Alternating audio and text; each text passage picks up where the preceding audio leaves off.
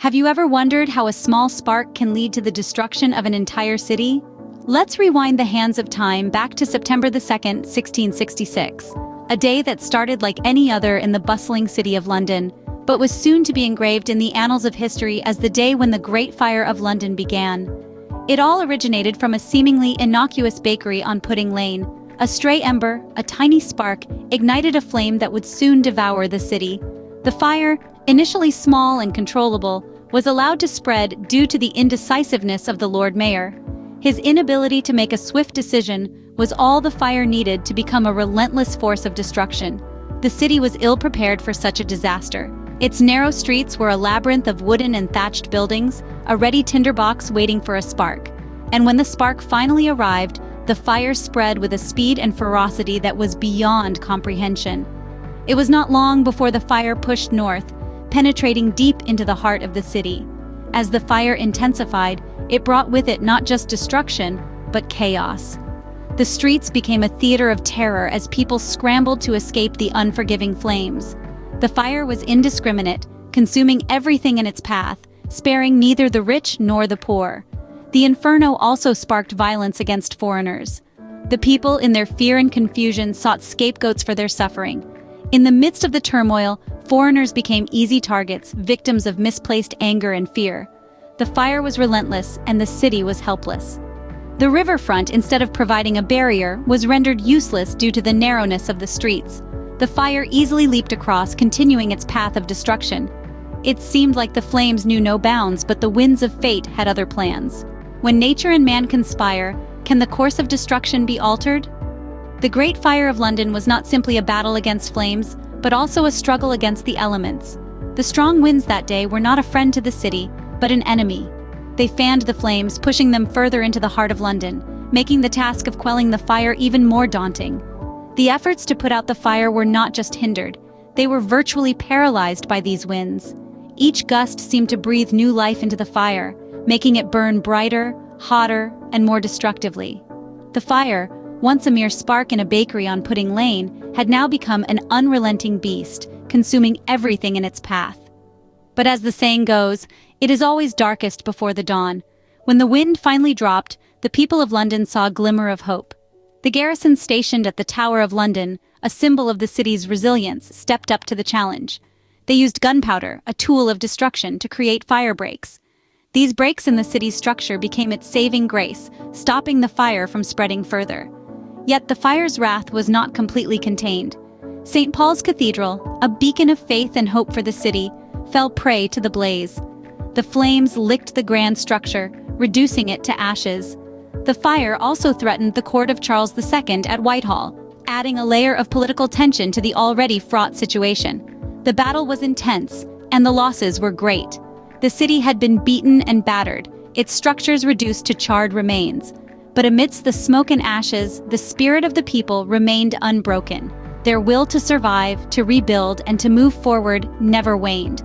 Their resilience would be the cornerstone of the city's rebirth in the aftermath of this great tragedy.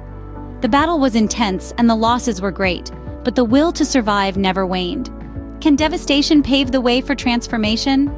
Let's take a closer look at the aftermath of the Great Fire of London, a calamity that would reshape the face of the city forever. The fire's social and economic impact was as vast as the flames themselves. Imagine, in just a few days, households turned to ash, livelihoods lost, and many residents displaced. It was a scene of utter chaos and despair.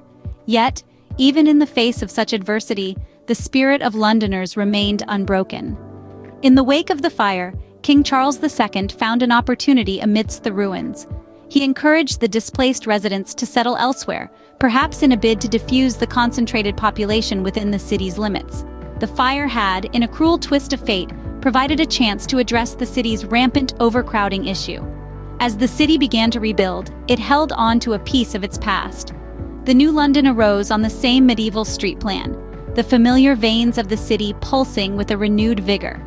Yet, the memories of the fire served as a stark reminder of the inherent risks that came with the city's design. The city was a tinderbox. Its wooden and thatched buildings stood shoulder to shoulder, a dangerous testament to the city's overcrowded nature. The narrow, winding streets that once served as charming hallways to history now posed a significant hindrance to firefighting efforts and escape routes. The fire had exposed the city's vulnerabilities, and it was a lesson hard learned. Yet, even as the city carried the scars of its past, it also carried hope for its future. The Great Fire of London was not just a tale of destruction, but also one of rebirth. The city that rose from the ashes was a testament to the resilience and tenacity of its people. From the ashes of the old, a new city was born, carrying the scars of its past and hopes for its future. The Great Fire of London, while a calamity of immense proportions, served as a catalyst for change and transformation, forever altering the course of London's history. Can a city rise stronger from its own ashes? The answer lies in the heart of London, a city that has seen its fair share of trials and tribulations. The Great Fire was a tragic event that left an indelible mark on the city's history and its inhabitants. But as we've seen, it also brought about a profound transformation. From the ruins, a new city emerged, one that was more resilient and better prepared for the future. This is the legacy of the Great Fire of London. It's a testament to the spirit of resilience, the ability to adapt and overcome, and the enduring strength of community. It's a testament to the power of transformation, the ability to turn a crisis into an opportunity for change and growth. It's a testament to the spirit of Londoners, who despite the odds, rebuilt their city from the ground up and turned a devastating tragedy into a catalyst for progress. As we reflect on this chapter of history, we're reminded of the importance of resilience, adaptability, and community. The Great Fire of London is more than just a tale of destruction. It's a story of rebirth, resilience, and transformation. It's a story that continues to inspire and resonate, even centuries later.